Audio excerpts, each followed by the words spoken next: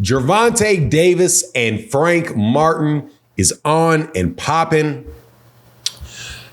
Devin Haney, though, has already outdone Gervonta Davis and Frank Martin, according to reports. And also, we're going to talk a little bit of business in this video. Let's get to it in this video.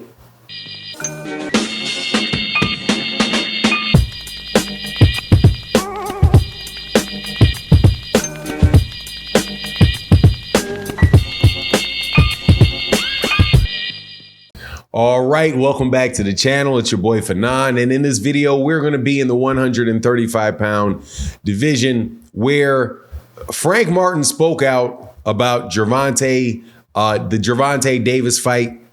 And also we have people responding to that fight and pointing out something very, very interesting about what this fight means for Gervonta Davis. But before I get into it, let me welcome you back to the channel. If you're new to the channel, please accept my invitation to hit the subscribe button, hit the bell icon so you can be notified of when we release more videos. And if you're a longtime subscriber and supporter of the channel, thank you so much for your continued support. It really means a lot to the channel. Thank you, thank you, thank you, thank you, thank you. Shout out to Barbara D. Shout out to my guy, Matty O. Shout out to Jay Milts and the crew for the listens to the videos and supports in the super thanks. Thank you.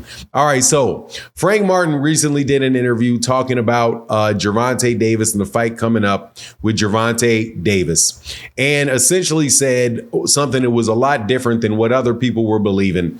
And that was that he knew that eventually he was going to get a fight with Gervonta Davis. And this was going to be his big opportunity, really, to put his name out there and for everybody to know what a terrific fighter he is when he beats Gervonta Davis. And this was what he was waiting for to catapult his career. In previous videos, he had talked about the fact that he had sparred Gervonta Davis. He actually, I do believe, brought it up in response to Gervonta Davis said that he was for Errol Spence Jr. to be careful because he was going to, or he's going to get his fighter seriously hurt. But whatever the case is, this is I think, a terrific fight and an opportunity to shush. Well, you're never going to shush critics. I was going to say, coming out in my mind thinking this is an opportunity to shush the critics about, Gervonta Davis's critics about him not ever fighting, slick fighters, black fighters, right? Because Frank Martin fits both of those. But then I thought to myself, that is never going to shut them up, because as soon as he beats, if he beats Frank Martin, as soon as he beats Frank Martin, then what's going to happen is that Frank Martin's going to turn into a bum that has never fought anybody before. He wasn't ready. He doesn't count, right? Just like Ryan Garcia, Gervonta Davis was ducking Ryan Garcia until right about the time that Ryan Garcia was about to fight Gervonta. Then all of a sudden, Ryan becomes a journeyman, garbage, fake, right? And then magically after it becomes a killer again. So I don't think that this fight is going to really, satisfy that criticism from people, because they're just going to criticize regardless. I have to tell you, though, and I didn't want to do a separate video about this, so I'm going to put it in this one. Man, there's a lot of dumb arguments out there about the age of fighters. So there's going on around Twitter talking about the pay-per-views that Devin Haney has had versus the number of pay-per-views Gervonta Davis has had and Floyd Mayweather Jr. has had. So there's this graphic that's put up with, and this is not the person that did this, shout out to them, but it's not the first person to do this. Definitely not the first person to say the same thing. That at the age of 24, Devin Haney has 150,000 pay-per-views sold. At the age of 24, Gervonta Davis had none. At the age of 24, Floyd Mayweather Jr. had none. And I think the only reasonable inference that you can draw from this is that they're saying that Devin Haney is ahead of pace of both of these guys. Here's the problem with that. Number one is stupid. Just flat out your own, just as you look at that, you should say, what's wrong with this here? Let me tell you what's wrong with this. Have you ever, when you were a kid, had a really tall kid in sixth grade? Say, and it happened to me multiple times, because I'm 6'2", so I'm a relatively tall guy, not extremely tall, right? Not short, not extremely tall, but 6'2". So there's kids that were taller than me in sixth grade, could run faster, all of that.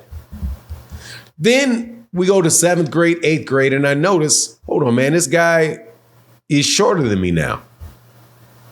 And then we get to sophomore year, freshman year, sophomore year, junior year, and you walk in, you see the kid again, and he's right here at your shoulder. Now, put that in boxing terms and think about all of this talk about how young somebody is when they do something. There are a lot of people in life that do things very early, but that doesn't mean that they're going to continue on an endless streak upwards. Take, for example, comparing Devin Haney's number at 24 and Floyd Mayweather Jr.'s pay-per-view numbers. Floyd Mayweather Jr. at 24 was at, I do believe when he was 24 years, he's probably at 130 pounds. Maybe he walked into 135 pounds. But I do believe, turned pro somewhere closer to 19 or 20. So Devin has 30 fights. Floyd Mayweather Jr. didn't get put on pay-per-view all the way until he fought Arturo Gatti. And when he fought Arturo Gatti in his first pay-per-view, I do believe it did somewhere around 500,000 pay-per-views. But it was either 300,000 pay-per-views or 500,000 pay-per-views because he was the B-side to Arturo Gatti. I will argue that the one pay-per-view that Devin Haney had when Devin Haney was 24 years old, and I think you're really talking about the Vasily Lomachenko fight and not this Regis Prograis fight. If you're talking about the Vasily Lomachenko fight, I think that's a similar thing where you're fighting a guy and you're really the B-side.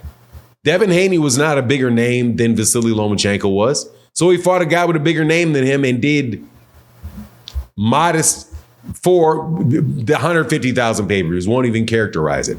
However, this idea that you're going to continue to grow and grow and grow and grow and grow forever and ever and ever is ridiculous.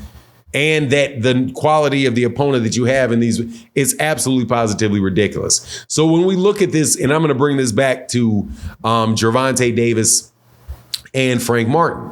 When we look at this next fight with Gervonta Davis and Frank Martin and the pay-per-views that it sells, you don't compare that's probably not going to be 1.2 million pay-per-view buys. It's probably going to be lower. Same way that when Floyd Mayweather Jr., after he fought Manny Pacquiao and he went to fight Andre Berto, that those numbers went down. The issue is with pay-per-view is not how quick you get there. It's not how quick you get there. It's how much you can sell, period. And how much you can sell when you're matched up with somebody. So Floyd is not going to sell 1 million pay-per-views against Andre Berto, but he definitely will against Canelo Alvarez. He definitely will against Oscar De La Hoya. He definitely will against multiple opponents, Manny Pacquiao. Manny Pacquiao may not do 1 million if he is fighting somebody like Keith Thurman, but he absolutely positively will when he went with Oscar De La Hoya. So all this pay-per-view stuff, man, I'm hoping that Frank Martin gets a ton of money, that he really does get that opportunity to shine. If he looks good in that fight, then he can become somebody that people want to see in the future. And I'm happy that he's getting the fight, even though the press out here, the Black American YouTube press is absolutely ridiculous with this stuff. But anyway, that's my take on the matter. Please let me know what you think in the comment section. And with that, I'm out. Deuces.